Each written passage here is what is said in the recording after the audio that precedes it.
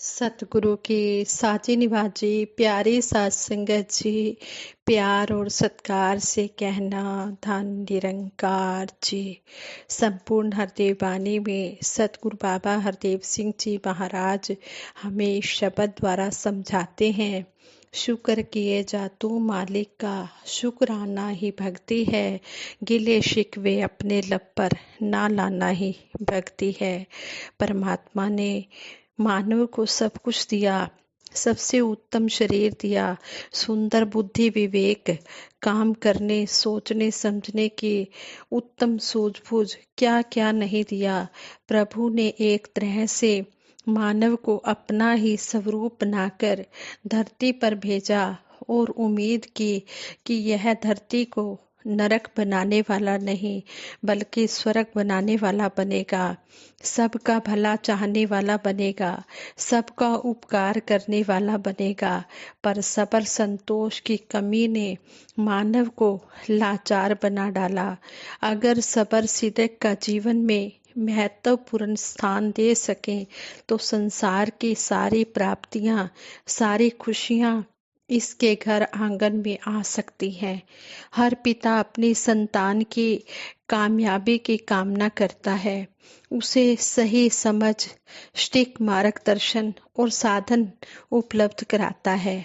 ध्यान से देखें तो परमपिता परमात्मा भी तो यही करता है, लेकिन नाशुक्रा इंसान सब कुछ देने वाले में ही दोष निकालने लगता है।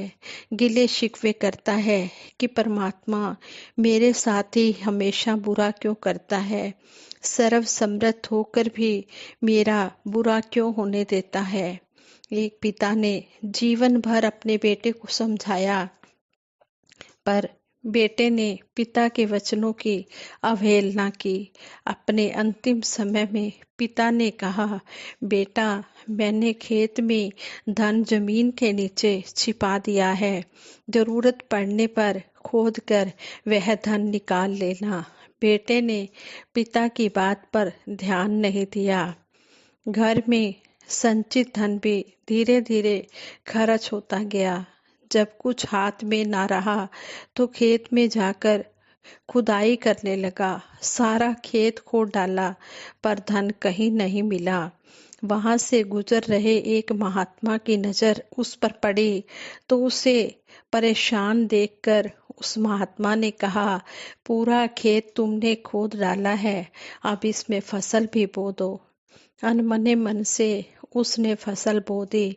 समय पर भरपूर पैदावार हुई, अपार धन मिला तो उसे पिता के वचन सही लगे और खेत में छिपे धन का रहस्य मालूम हुआ। परम पिता परमात्मा ने भी हम सभी के लिए कभी ना खत्म होने वाला धन दिया हुआ है।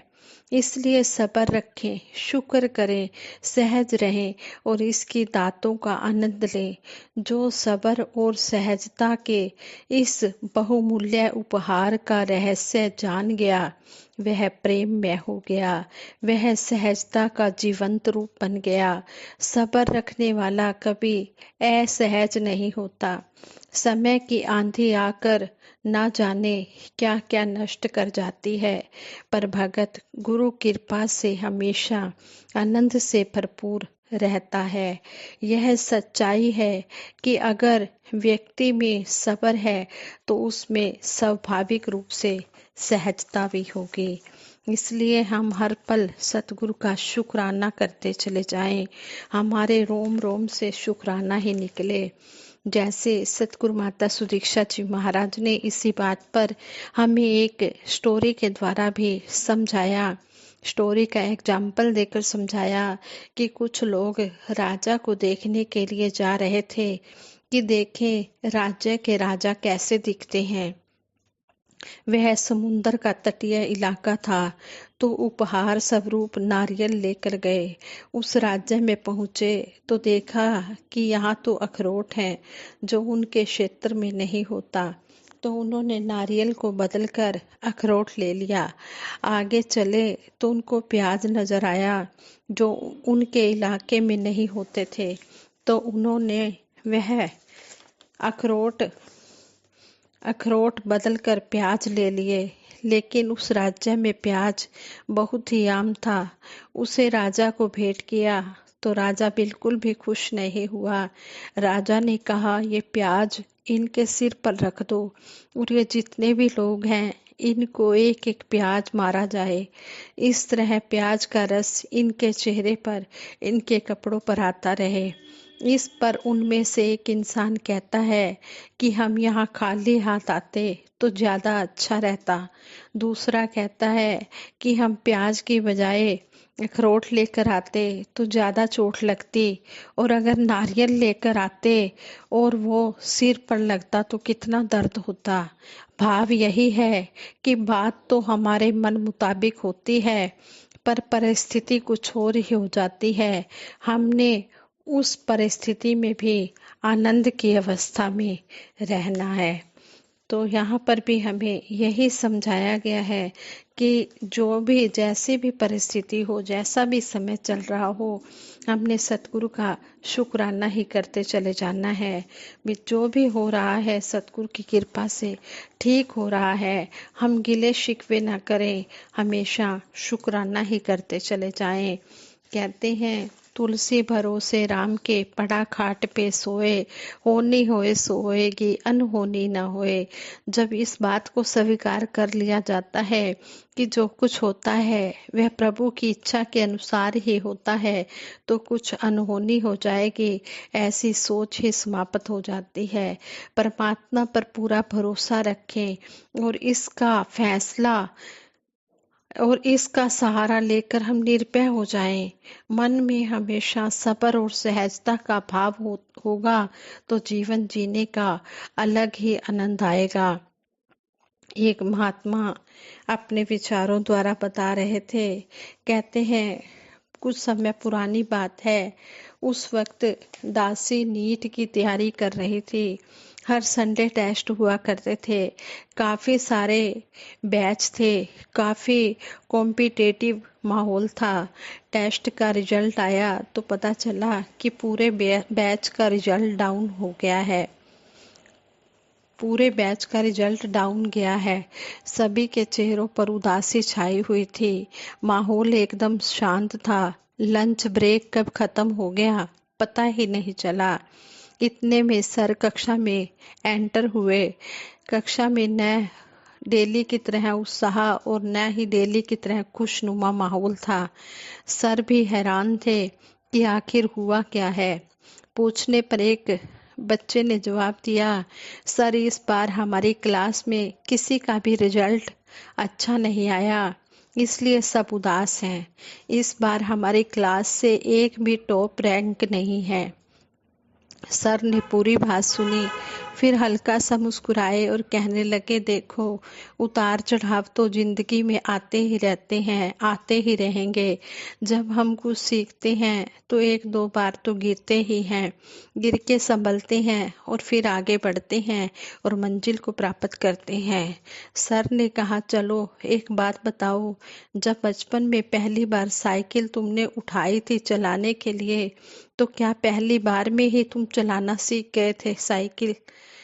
दो चार बार तो गिरे ही होंगे। सभी गिर के सीखते हैं। तभी पीछे से आवाज आई, सर लेकिन मैं तो बिना गिरे ही साइकिल चलाना सीख गया। सर ने कहा, बेटा अभी सीरियस बात चल रही है, इसे हंसी मजाक में नहीं लेना है। उस छात्र ने कहा, नहीं सर, सचमुच मैं तो बिना गिरे ही सीख गया था। सर ने भी आगे से पूछ लिया, ऐसा कैसे हो सकता है, बिना गिरे कैसे सीख गए? आगे से उत्तर आया, सर मैं बिना गिरे ही साइकिल चलाना सीख गया, क्योंकि हर बार पीछे से मेरी साइकिल मेरे पापा ने पकड़ रखी होती थी। जब भी मेरा बैलेंस बिगड़ता तो वो संभाल लेते थे, इसलिए मैं कभी गिरा ही नहीं और इस तरह मैं बिना गिरे ही साइकिल चलाना सीख गया। सब बच्चे फिर से हंसने लगे और माहौल एक खुशनुमा सा हो गया। सर भी हंस दिए, पर दासी का ध्यान तो उसी वाक्य पर अटक गया था कि मेरी साइकिल तो पीछे से पापा ने पकड़ रखी थी। एकाएक मुंह से निकला, धन्यवाद सतगुरु। आपने भी मेरी जिंदगी की साइकिल ऐसे ही पीछे से पकड़ रखी है, मुझे थामे रखा है। शायद इसलिए इतने उतार चढ़ाव आए, बैलेंस भी ऊपर नीचे हुआ, पर मैं कभी गिरी नहीं। या यूं यह कहूँ कि आपने मुझे गिरने ही नहीं दिया, आपने मुझे संभाल कर रखा। उस दिन दासी को एहसास हुआ कि ये है ना, ये कभी मुझे गिरने नहीं देंगे। जब साइकिल चलाना सीखते हैं तो सिखाने वाले पर भरोसा रखते हैं ना, प्लेन में बैठते हैं तो पायलट पर भरोसा रखते हैं ना। तो फिर मैं ये कैसे भूल जाती हूँ कि जीवन दा रथ ऐने चलाना है, असां ते केवल बहना है। हुक्म जो आए मिलके संतो, हर वेले ला लेना है। गुरसिख हमेशा सतगुरु निरंकार के ही आसरे रहता है, और हमारे जो जीवन का रथ है इसी ने ही चलाना है। हमने तो केवल इसमें बैठना है, और जो भी हुक्म सतगुरु का आ जाए हमने उस हुक्म को करते चले जाना है, उस समय का लाभ उठाते चले जाना है। जैसे गीत की ये पंक्तियां भी बयान करती हैं, लोकां दे सहारे बड़े होणगे, मेरा ता सहारा इक तू। लोकां दे गुजारे बड़े होणगे, मेरा ता गुजारा इक तू। जीवन में सतगुरु का आसरा लेकर चलना है, परमपिता परमात्मा निरंकार पर पूरा विश्वास रखना है। कहा भी है, तुलसी भरोसे राम के, निर्भय होके सोए, अनहोनी होनी नहीं, होनी हो सो होए। जो भगवान के भरोसे रहता है, इसका शुक्राना करता चला जाता है, कहते हैं उसके साथ कभी कोई अनहोनी हो ही नहीं सकती। उसके साथ जो उसके लिए भला होगा वही ये दातार निरंकार करेगा। इसलिए जो भी हो रहा है हम हर पल इसका शुक्राना करते चले जाएं, और सतगुरु दातार की रहमतों के पात्र बनते चले जाएं। सतगुरु के चरणों में यही अरदास करते हैं कि सच्चे पातशाह, जिस तरह आप जी ने हमें ये शिक्षाएं दी हैं कि हम शिकवे से शुक्राने में आए, तो ये भाव जो हैं हमारे दिल से बने रहें। हम हर पल शुक्राना करते चले जाएं और इस निरंकार का सिमरन करते चले जाएं। निरंकार के सिमरन में बहुत ही शक्ति होती है।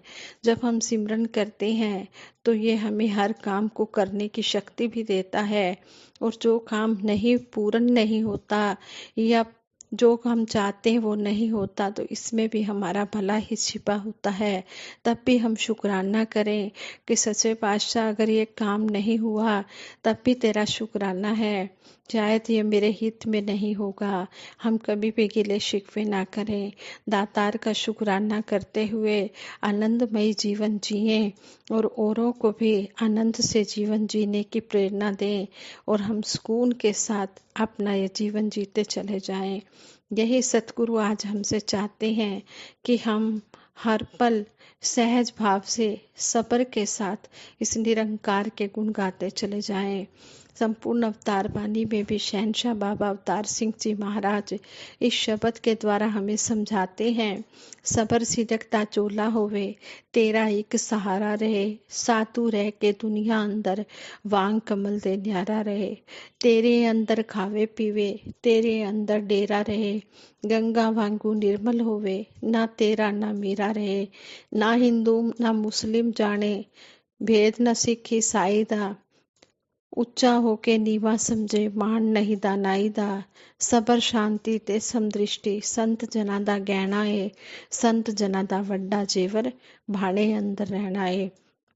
संतों महापुरुषों का सबसे बड़ा आभूषण, सबसे बड़ा गहना यही है कि इसके भाड़े में रहना है। जो भी ये करता है सही करता है। हम कभी भी किसी भी बात में उदास ना हो, हमेशा खुश रहें और इसका शुक्राना करते चले जाएं। साथ संगत जी, विचार करते हुए बहुत सी गलतियां हुई होंगी, उन गलतियों के लिए आप जी क्षमा करें, और आगे के लिए आप जी सद्बुद्धि देना, सद्विचार देना, सद्मार्ग देना। साथ संगत जी, प्रेम से कहना, धन निरंकार जी।